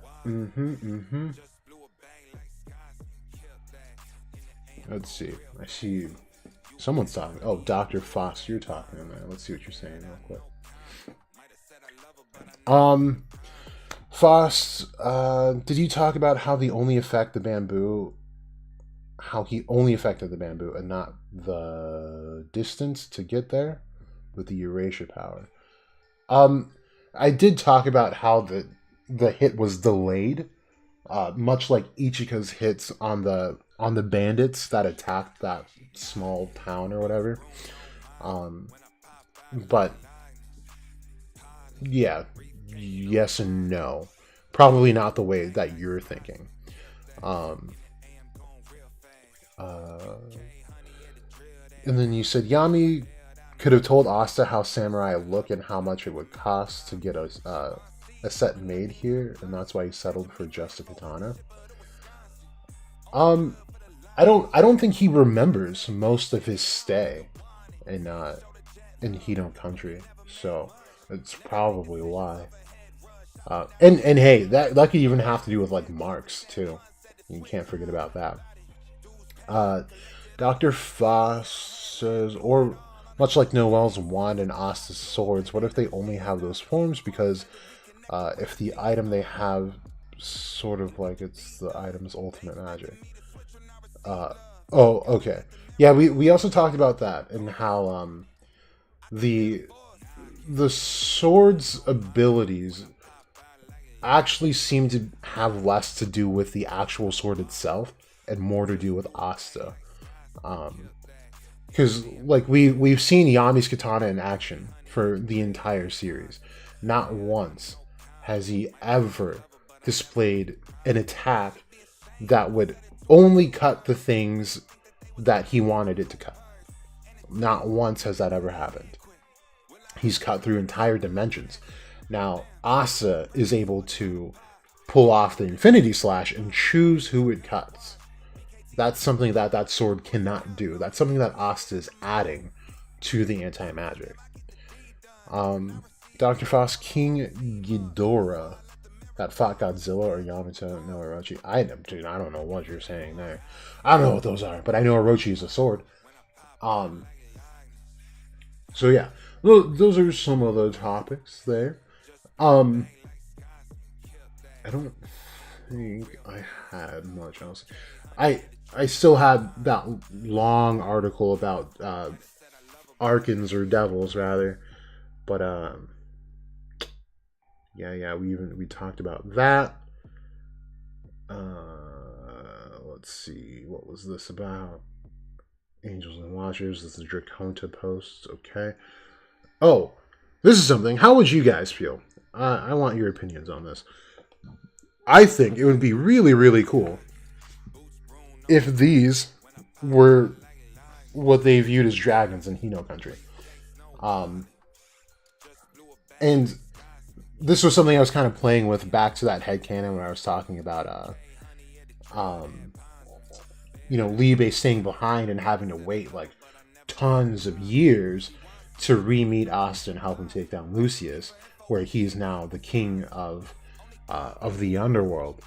So remember that like these wings, it was specifically stated by Lucius and Lumiere actually that these wings are the things that are sucking the magic out from the area and what was weakening their attacks initially, right? So it seems to me that it's almost like anti-magic-y. And that's kind of weird, right? Because nothing else should have anti-magic. But it seems that these beings do when they have those wings. So, again, very interesting. Not so fleshed out theory on my end right now, but just kind of thinking about it. And when you look at the hands, right, you see that these are colors of all the different elements, right? So it looks like that's blue for water, red for fire, earth. That looks like red again, so I don't know what that's about. But I mean, dragons are also, dragons or rulers of elements and things like that as well. So there is that. And then you have the swords. Oh man, I have that article up here to read to you guys too. But oh man, it was a good one. Anyway, the point of it is that there is a legend where I think it's the legend of Sigurd actually. Now that I think about it, that the sword that this hero carries, or these swords rather, are actually dragons. Um, and it's a far out, legend.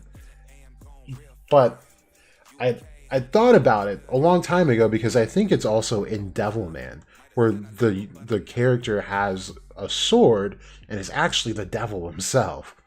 Um, so it's just interesting in that way. That Asta has all these signs of, like, being involved with, like, the highest of devils, Lucifer.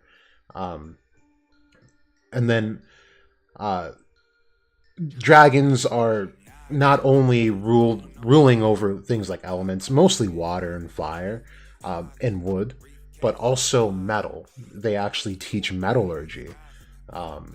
So, of course, the swords are made of metal. And there are swords that are crafted by dragon bones, teeth, and blood. So, very interesting things. So it'd be interesting to see if any of that has anything to do with Asta's swords and the way they work. This is what we just read. I meant to go over this as I read it. So they call them elemental spirits of the universe, devils or archons, and they don't mean, like, traditional elements per se. While they could be involved, they do mean things like things we can't live without, like actual gravity in space, right? So those are some of the things, and Earth, not just like the planet Earth, but actual Earth material. And they even go as far as to say that Beelzebub is considered a spirit of the Earth, or of Earth. So very important stuff. Let's see, dude. My man's thread did some numbers here. Those are impressive for Blue Crown. Really, really cool. Also, just a great thread.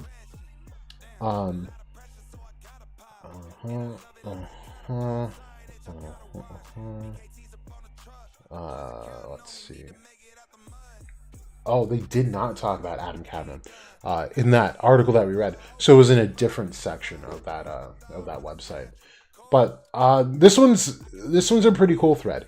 It's not really much of a thread anyway. It's like two. The other one that I quoted is a thread. So the Kabbalah is, if you don't know by now, like the reference to Bada has been making this entire time.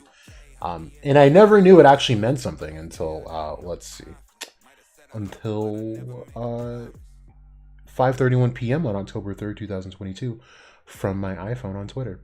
That the Kabbalah means to receive.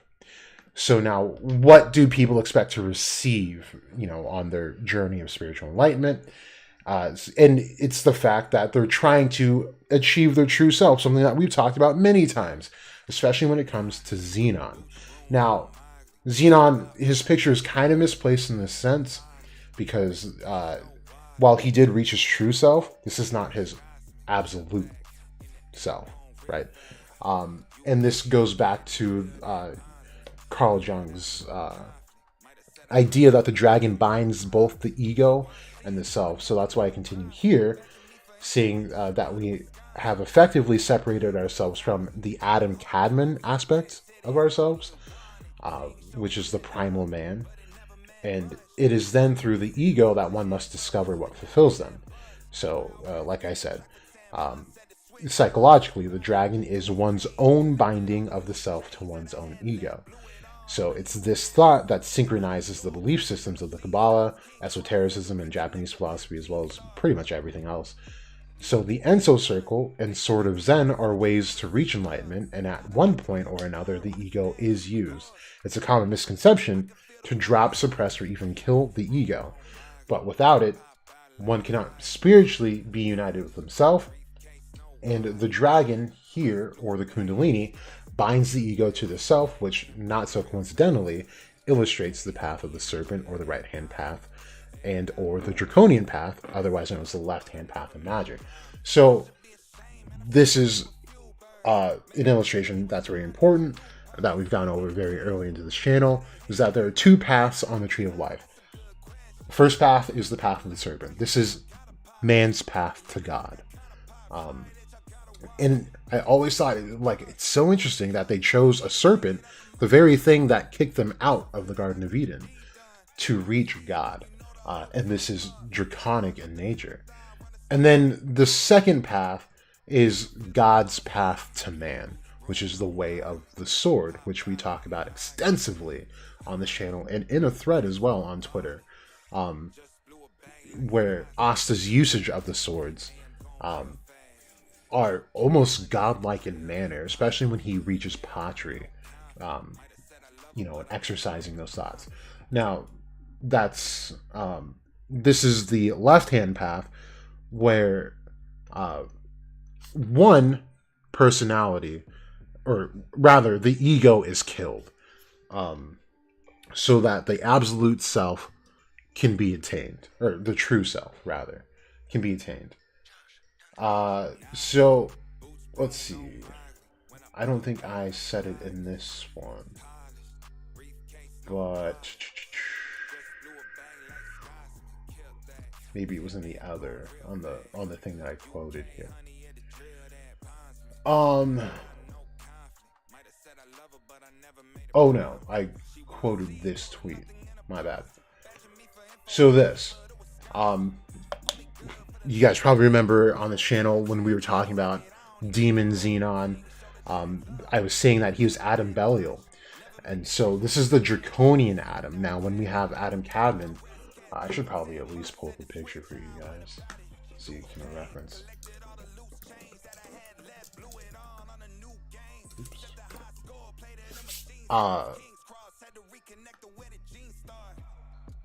Also depicts Jesus and all that stuff. So this is Adam Cadman here. That man that you see, that is touching all these spheres except for the supernal triad, the God, Son, and the Holy Spirit. That is man. That's Adam Cadman. And you are supposed to seek to unite with your inner Adam Cadman. So the inverse of that is Adam Belial. Instead of unifying the self and the ego, one was killed, thus abandoning the divine path altogether and causing the furthest possible separation of the ego and the self.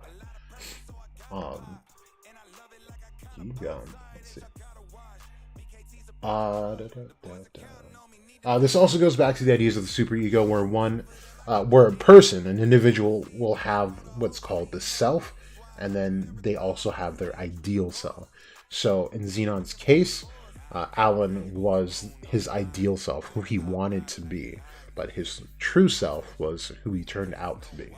And this is true for every single person. That's, again, another Jungian concept for psychology. So I think now I've kind of gone over most of the things I want to. I think I'm going to leave the stream here for now, and I will try to come back soon so that we can read the rest of this article talking about archons, because this is really important, and I don't think I've specifically read off of this this site. I may have referenced it a couple of times, but not so much, like giving you the full rundown, because it has some really important things in here. But yeah, I think I will leave it here for now.